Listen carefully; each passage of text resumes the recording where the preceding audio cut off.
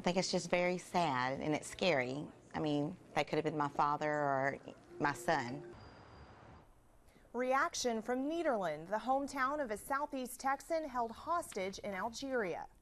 Good evening, I'm Megan Dillard. Thank you for joining us. Kelly Phillips is on assignment in Washington, D.C. to cover the inauguration. She'll have a preview tonight at 10.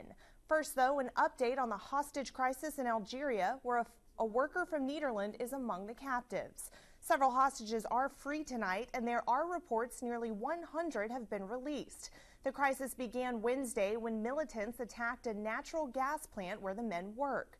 Algerian troops raided the plant yesterday. Some of the attackers and hostages died. The U.S. government has identified one of those killed as Frederick Boutaccio of Texas.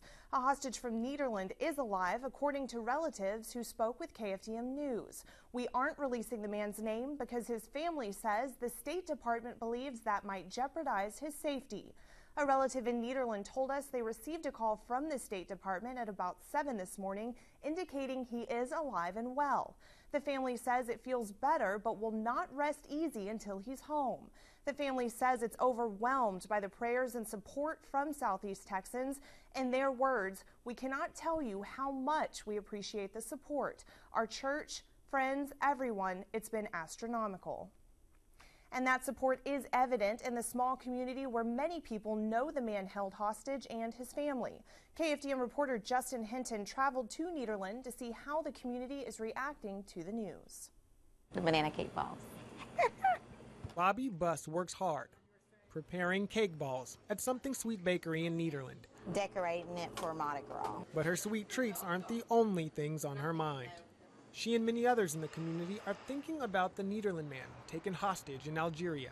Even her kids are talking about it. I don't know, if they did a lesson over it or what, but, I mean, they definitely learned about it yesterday. She doesn't know the man personally, but she says in a tight-knit community like Nederland, it's possible he could have been a customer. Who knows? I mean, he might have been here for breakfast or lunch before, and we might even, made his cake before, or his family. Just down the street, people at a restaurant say the same thing.